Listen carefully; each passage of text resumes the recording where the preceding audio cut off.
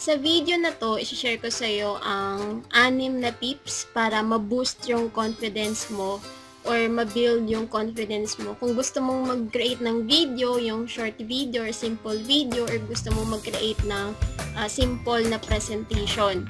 So, yung pinakaunang tip, siguro hindi mo to magugustuhan, pero ito yung pinaka-importante na kailangan talagang gawin mo, kailangan mo i-apply. It is take action and get it done. Kasi sabi ni Dale Carnegie or Dale Carnegie, kung yung pagpo-pronounce ng name niya, sabi doon na inaction breeds doubt and fear. Action breeds confidence and courage. If you want to conquer fear, do not sit home and think about it. Go out and get busy. So, meaning nun, kung gusto mo talaga na i-build yung confidence mo, kailangan gawin mo talaga. Parang mag-decide ka na just do it and wag kang mag-super-analyze or wag kang mag-overreact para mag-overanalyze ka. Hindi mo pa nga alam yung mangyayari, nag-a-assume ka na ng mga things na baka mangyari. Yung ganun. So, wag kang mag-assume na mangyari yung mga bagay na yon kasi hindi mo pa nasusubukan, nag-iisip ka na ng kung ano mga bagay. Yan din yung experience ko before nung nag-start ako na mag-video vlog. So, ang dami kong assumption or nag-over-analyze ako, no? Kaya hindi ko siya nagawa-gawa at talagang natatakot talaga akong mag-video, humarap sa camera. Pero nung time na nag-take action ako, parang, sige, I'll just do it na, parang ganon. Nag-take action ako and get it done. Dun ko nasabi na, ito na yung pinakaunang step ko para i-build yung confidence ko, para mag-step up sa pag-video vlog. At nangyari nga yun. So, nung start na yun, yun din yung reason kaya tumaas yung confidence ko sa sarili ko dahil dun sa ginawa kong first step na nag-decide ako na to just do it and get it done without overthinking, overanalyzing, and without assuming. Okay? Yung pangalawa is be prepared. Okay? Meaning nun is kailangan na paghandaan mo yung topic na i-share mo para confident ka sa i-share mong topic. Dapat alam mo, dapat expert ka sa ganong topic, or kumbaga dapat na-experience mo yung ganong topic, yung may experience ka. Gaya nito guys, share ko tong tips in boosting your self-confidence or building self-confidence. Kasi ito din yung experience ko before, at ito din yung ina-apply ko sa sarili ko para makapag-build ng confidence every now and then. Pag kinakabahan ako yung ganon. So, just be prepared kung may vlog ka na share, gawan mo ng draft para ma-boost yung confidence mo. Okay? Kasi sabi nga ni Arthur Ashe, sabi niya na one important key to success is self-confidence, and an important key to self-confidence is preparation. Dapat prepared ka talaga sa topic na i-share mo. At yun siya, yung pangalawa. So number 3 is face your fear. Okay, sabi nga ni Eleanor Roosevelt na you gain strength, courage, and confidence by every experience in which you really stop to look fear in the face. You are able to say to yourself, I have lived through this horror, I can take the next thing that comes along. You must do the thing you think you cannot do. So, kailangan naharapin mo yung fear mo. Okay? Kung takot ka na sasabihin ng ibang tao, just face it. Kung takot ka kung ano yung itsura mo sa video, just face it, okay? Humarap ka sa mirror, tapos, harapin mo yung fear mo.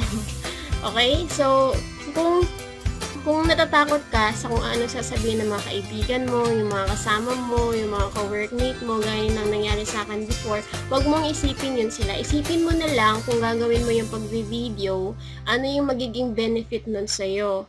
'Di ba?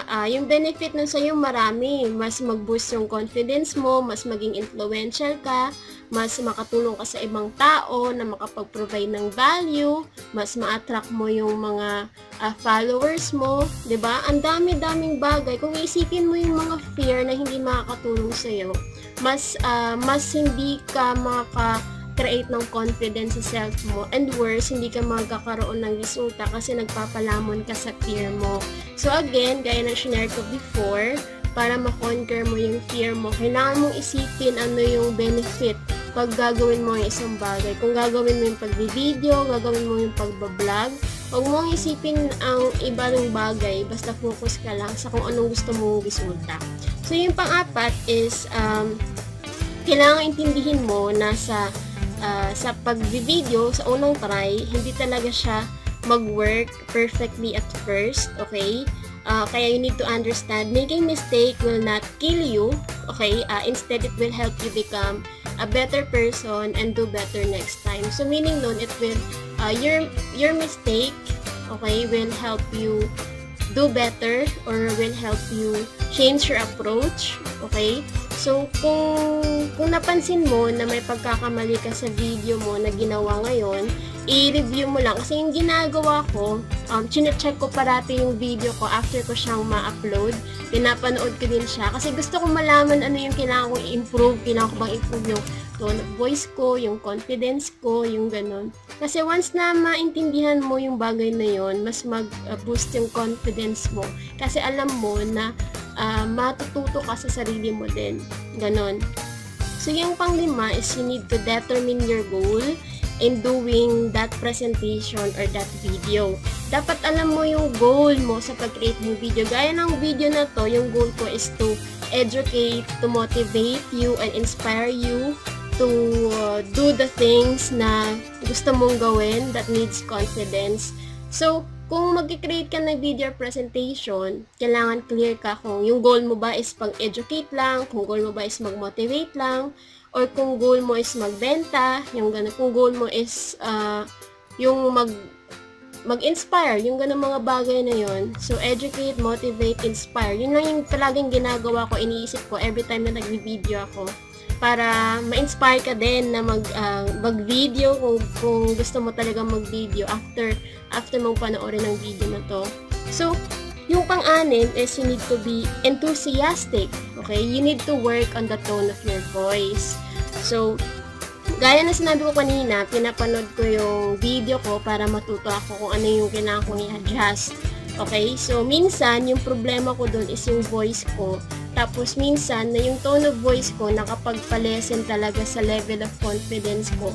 Kaya tinataasan ko ang tone of voice ko para mag-boost yung confidence ko. Mas nagiging enthusiastic din ako pag tumataas ang level of tone of voice ko. Kasi mahina talaga ang boses ko in person.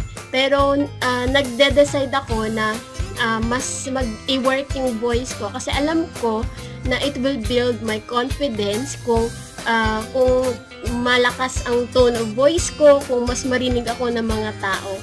So, itong 6 na to, pwede mo ding i-work out to, okay? Pwede mong i-apply to para mag-boost yung confidence mo at magawa mo na yung gusto mong gawin. Okay? So, I hope na this video helped you.